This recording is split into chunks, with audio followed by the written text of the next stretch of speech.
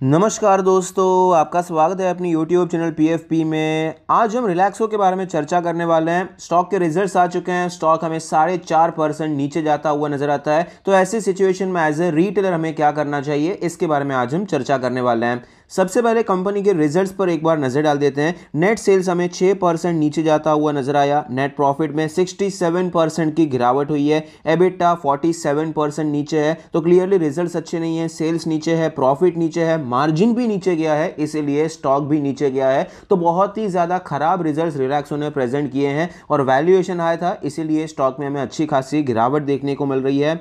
Financial trend के बारे में बात करें तो ओवरऑल फाइनेंशियल ट्रेंड डिसेंट नजर आता है। बहुत ज्यादा ग्रोथ नहीं कह सकते और ये कंपनी बहुत ज्यादा बड़ी कंपनी भी नहीं है कि ग्रोथ यहां पर इतनी ज्यादा स्लो हो जानी चाहिए। लेकिन पिछले कुछ सालों से आपको यहां पर रेवेन्यू में कोई खास जंप देखने को नहीं मिला है। प्रॉफिटेबिलिटी के बारे में बात करें, प्रॉफिटेबिलिटी अच्छी खासी ऊपर जा रही थी क्योंकि मार्जिन बहुत ही अच्छी तरीके से इंप्रूव हो रहे थे। लेकिन फिलहाल यहां पर मार्जिन भी नीचे जाते हुए नजर आते हैं, जो कि क्लियरली अच्छी बात नहीं है। रिटर्न रेशियोज के बारे में बात करें, ROE 13% है, ROC 17% है, ROA 10% है, जो कि हमें इतने अच्छे नज़र नहीं आते हैं। पहले के मुकाबले आपको डिटोरिएट होते हुए नजर आते हैं।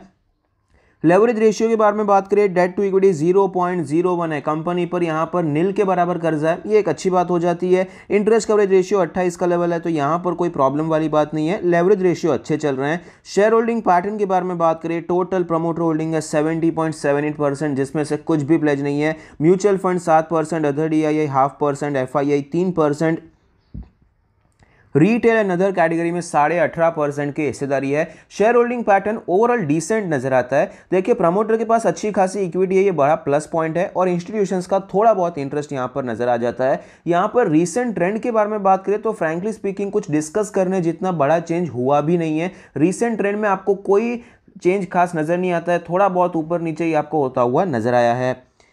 वैल्यूएशन के बारे में बात करें तो 96 का पीई रेशियो है, जो कि हिस्टोरिकली एवरेज पी रेशियो है, जबकि सेक्टर का 118 चल रहा है। तो ऐसा नहीं है कि पूरा सेक्टर एक साइड सस्ता चल रहा है, रिलैक्सो अकेला महंगा चल रहा है, ऐसा बिल्कुल भी नहीं है। पूरा सेक्टर आपको महंगा चलता हुआ नजर आता है। बाटा, रिलैक्सो, ये सारे भी महंगे चल रहे हैं। अभी जो नई कंपनीज लिस्ट हुई है, मेट्रो ब्रांड्स हो गया या फिर कैंपस हो गया, वो भी सस्ते वैल्यूएशन पे नहीं है, आपको अच्छे खासे तगड़े हेफ्टी वैल्यूएशन पर ही ट्रेड करते हुए नजर आते हैं। लेकिन डिफरेंस ये है कि पहले रिलैक्सो ये हायर वैल्यूएशन पे सस्टेन कर रहा था क्योंकि कंपनी के मार्जिन इंप्रूव होते जा रहे थे, तो वहां पर प्रॉफिटेबिलिटी इंप्रूव हो रही थी। भले ही रेवेन्यू में कोई बहुत तगड़ा जंप नहीं था, रेवेन्यू 25, 30, 40, 50% जंप नहीं हो रहा था, लेकिन प्रॉफिटेबिलिटी फिर भी जंप कर रहा था क्योंकि नेट मार्जिन सुधर रहे थे। लेकिन अभी आपको रेवेन्यू में भी कोई बड़ा जंप देखने को नहीं मिल रहा है। रेवेन्यू भी इनफैक्ट आपको अभी जो रिजल्ट्स देखने को मिले हैं, ईयर ऑन ईयर बेसिस पे गिरावट ही देखने को मिली है और मार्जिन बहुत ही ज्यादा नीचे जाते हुए नजर आते हैं। इसीलिए प्रॉफिट और भी ज्यादा नीचे जा रहा है, तो वैल्यूएशन सस्टेन करना मुश्किल हो रहा है। प्राइस टू बुक रेशियो 13 है, ये भी average price to book ratio historically हमें दिखाई पड़ता है। आप देख पाएंगे पिछले एक साल में हमें कंटिन्यूस गिरावट देखने को मिली है। 1400 के लेवल से फिलहाल ये स्टॉक हमें 950 के भी नीचे ट्रेड करता हुआ नजर आता है। स्टॉक अपने सारे मूविंग एवरेज के नीचे ट्रेड कर रहा है और फिलहाल यहाँ पर अच्छी खासी गिरावट देखने को मिली है। एक गैप डाउन ओपनिंग होती हुई नजर आई, वहां आपको रिकवरी देखने को मिली है, अच्छी बात है। लेकिन अब भी स्टॉक आपको 4-4.5% नीचे नजर आता है। आज हमें अच्छे खासे वॉल्यूम में सेलिंग होती हुई नजर आई है। यहाँ पर आप देख पाएंगे एक अच्छा ब्रेकआउट देखने को मिला था, लेकिन ब्रेकआउट सस्टेन नहीं हो पाया और स्टॉक वापस हमें नीचे आता हुआ नजर आया। इनफैक्ट ये जो लोस थे, ये भी हमें टूटते हुए नजर आए हैं।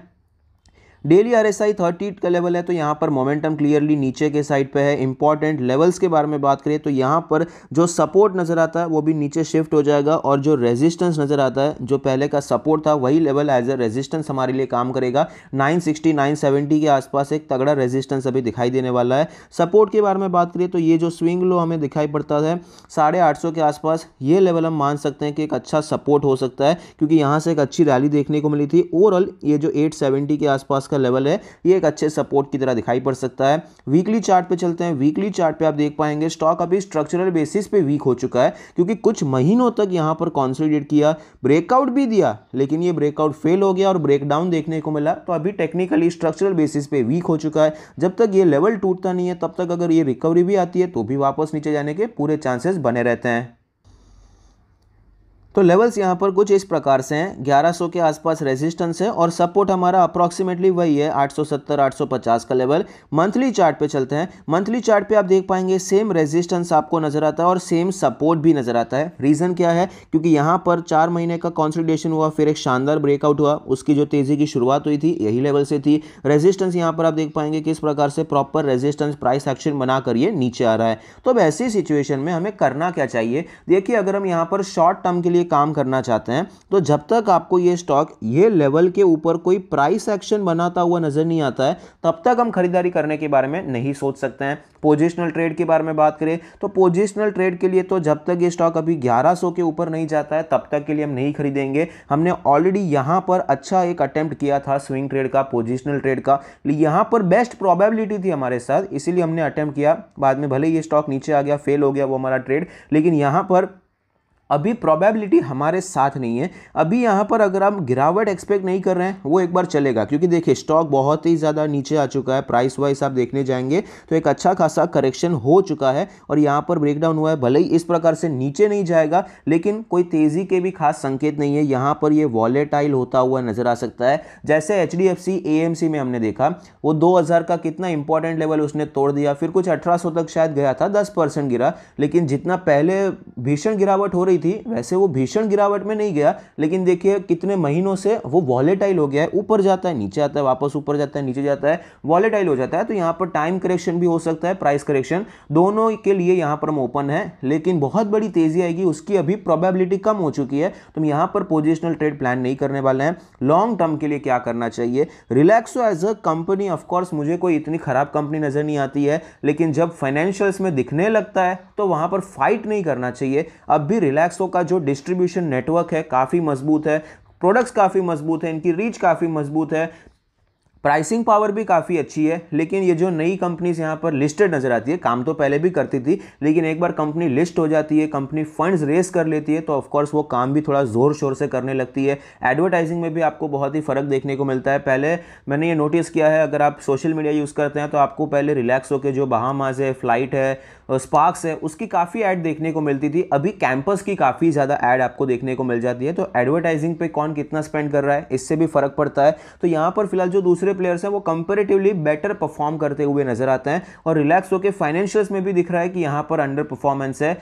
सेल्स भी नीचे गया और मार्जिन भी नीचे गया, इसलिए नेट प्रॉफिट काफ़ी ज़्यादा नीचे चला गया है। तो ऐसी सिचुएशन में अभी मैं बहुत ज़्यादा लॉन्ग टर्म के लिए खरीदारी करना प्रेफर नहीं करूँगा, वेट करना चाहूँगा। यहाँ पर या तो वैल्यूएशन एक बार टाइम करेक्शन की वजह से करेक्ट हो जाए या फिर कोई प्राइस करेक्शन देखने को मिले, या फिर अगर ये टेक्निकली बेटर हो जाता है, अगर प्राइस मुझे बताता है कि भाई मैं मजबूत हो चुका हूँ, भले ही मुझे कोई न्यूज़ ऐसी नहीं मिल रही है कि रिलैक्सो में इतनी मजबूती क्यों आई है, लेकिन किसी ना किसी को कुछ तो पता होगा इसीलिए मजबूत हुआ है, तो यहाँ पर मैं खरीदना प्रेफर करूँगा। 1100 के ऊपर अगर जाता है तो यहां पर मैं तेजी खेलना प्रेफर करूंगा।